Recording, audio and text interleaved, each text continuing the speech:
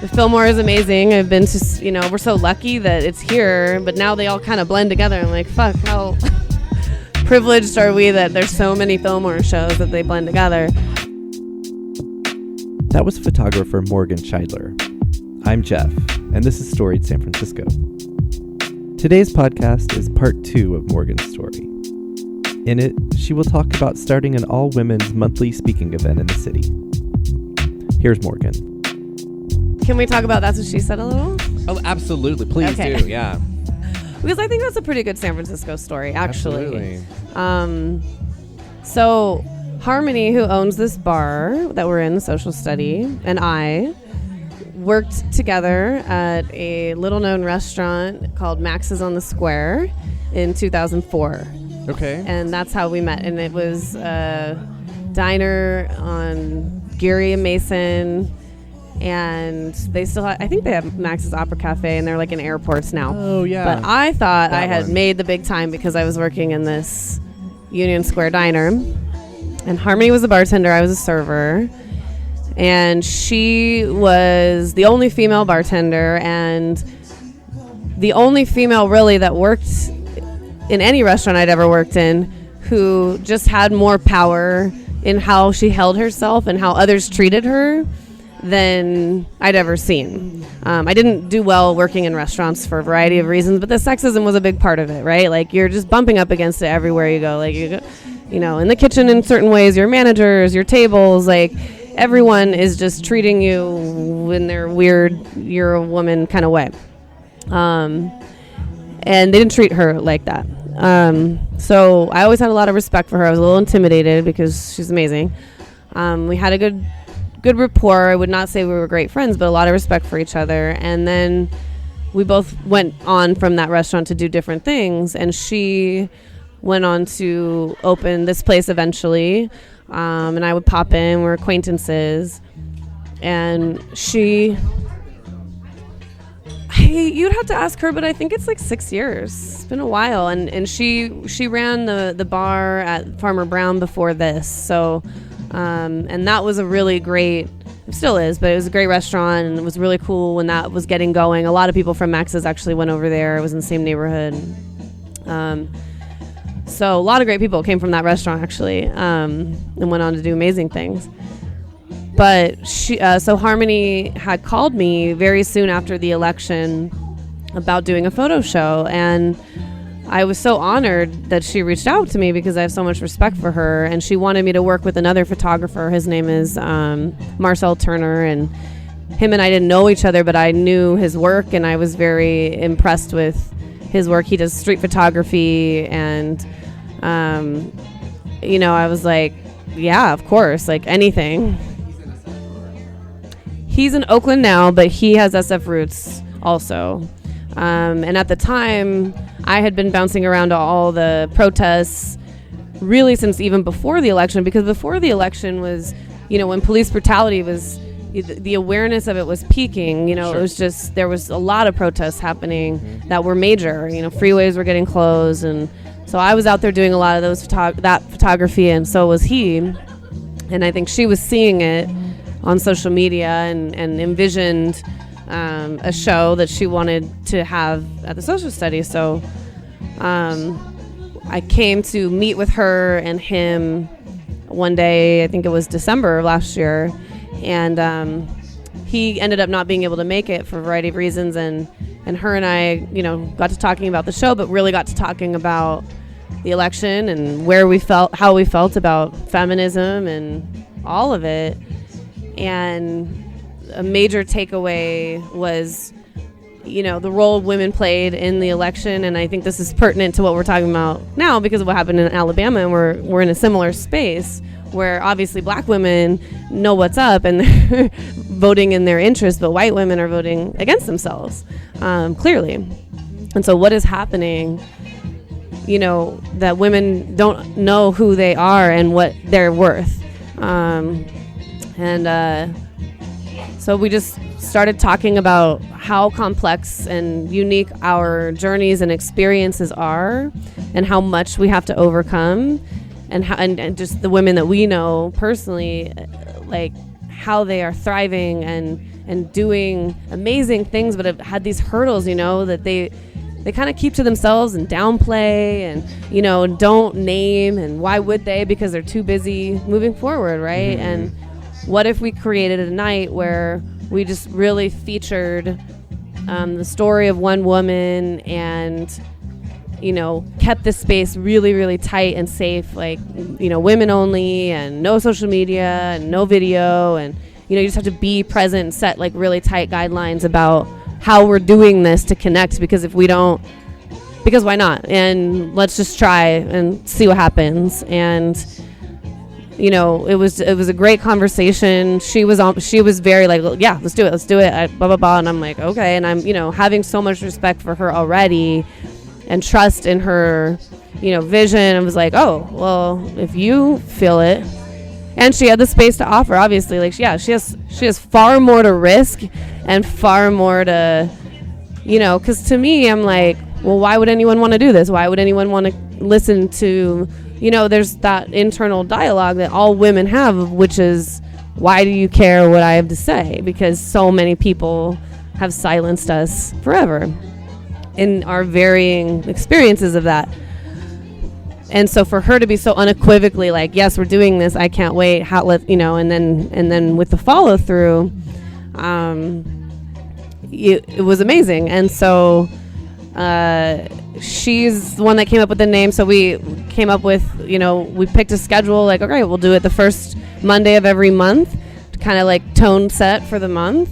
We'll call it That's What She Said, which is not only clever, but it's reclaiming like a sexually derogatory phrase, and we'll just try it, and we'll use it, to showcase the women in our immediate community that we know first, and just see what happens, and so our first one was February of last year, which happened to be 2 weeks after the Women's March in DC. And I was also simultaneously doing a little bit of organizing to get out to DC with a group of women here. Mm-hmm. And I was noticing through that experience, without going deeply into that, the struggle that was attached to that organizing, because it was attached to him, right? It was attached to this president that we don't support. It was rooted kind of in negativity. Mm-hmm. And yes, it was in resistance to that, but it wasn't in empowering us and getting in touch with ourselves and just figuring out how to do this on our own. Being proactive versus react. Exactly. Yeah. Exactly. And I see as the root cause, whether it's right or wrong, that we don't have space to connect that's totally safe. We can't really do it on the internet, and we can't do it in person because, no offense, but when there's men present, some men are all right, and they love it and they embrace it, but inevitably, which also we see it every single month when we post signs and we give warning and we say, okay, at this time it's a private event and the men need to leave. Every single month without fail, there are men saying terribly shitty things to us as we ask them to exit. Almost proving not a point, but it's like, this is why we were doing this. Right. It's like we just need to create one space for 2 hours once a month. And it's not asking much. And also Harmony owns the damn place. Right.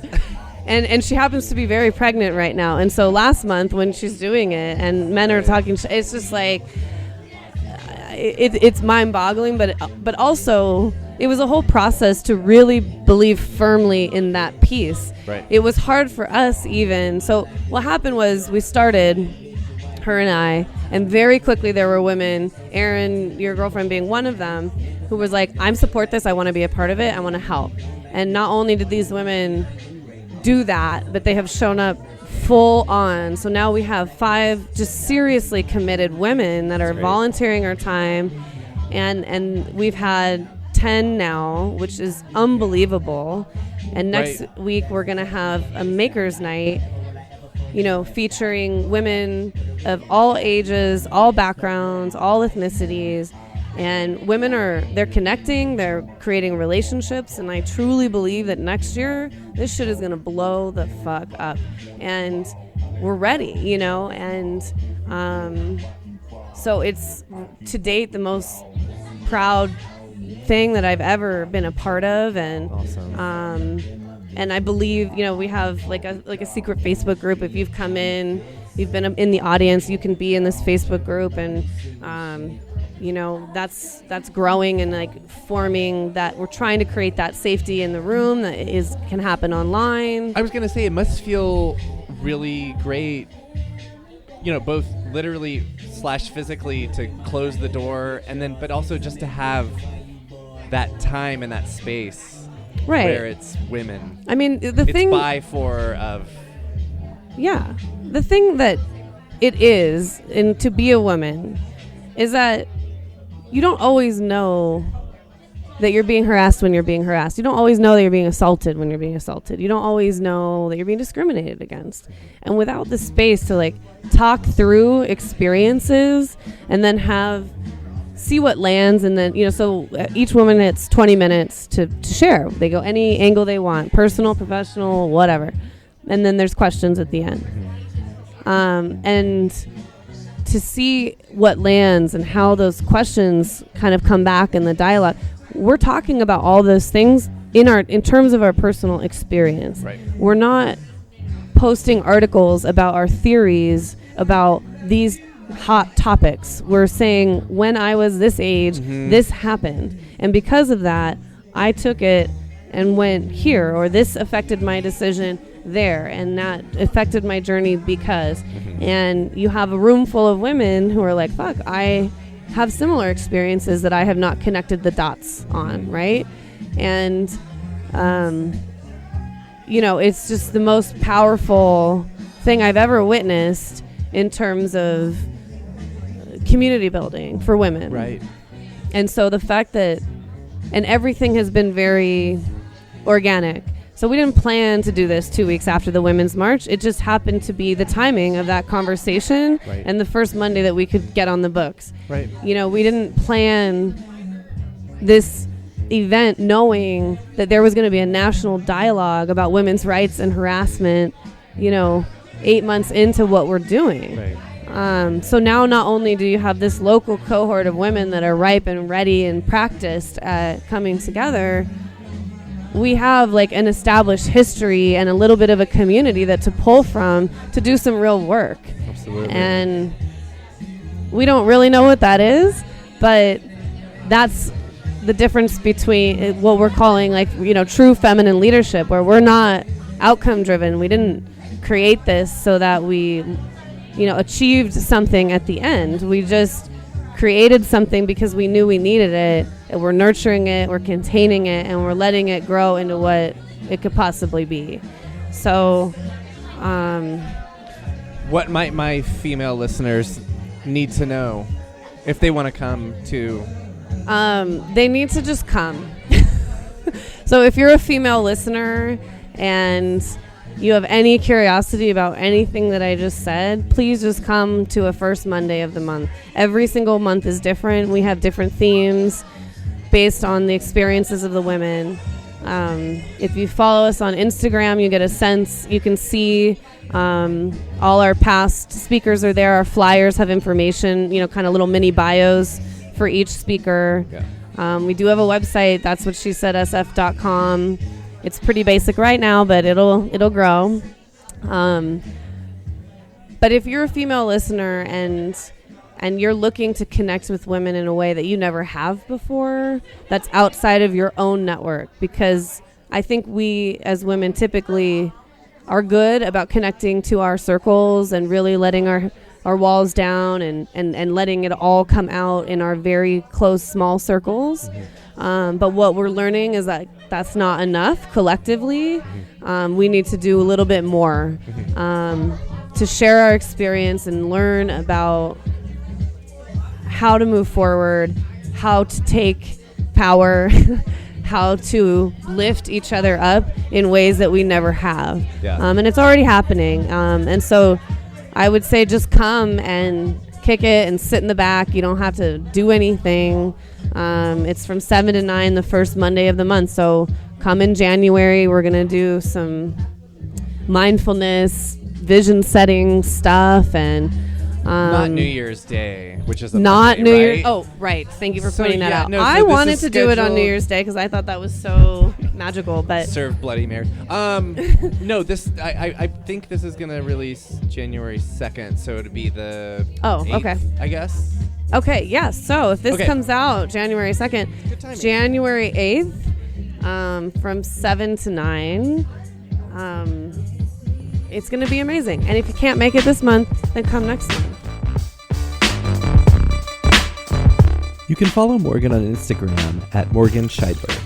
Shidler is spelled Shidler. The next That's What She Said is Monday, January 8th, at the Social Study. The guest speaker that night is Sarah McLeod. The event starts at 7, and in case you weren't paying attention, it is women only. Well, that wraps up Morgan Shidler's episode of Storied San Francisco. Please follow us on Twitter and Instagram at StoriedSF. Our Facebook page is a really great way to share your own stories and talk with other members of the community. The page can be found at Storied San Francisco. Our website is storiedsf.com, and we've got some more of Morgan's photos up over there. If email is your thing, we can be reached at storiedsf@gmail.com. Music for the podcast is by Otis McDonald, aka Joe Big Ale. Thanks as always for listening. We'll be back next Tuesday with an all-new episode of Storied San Francisco.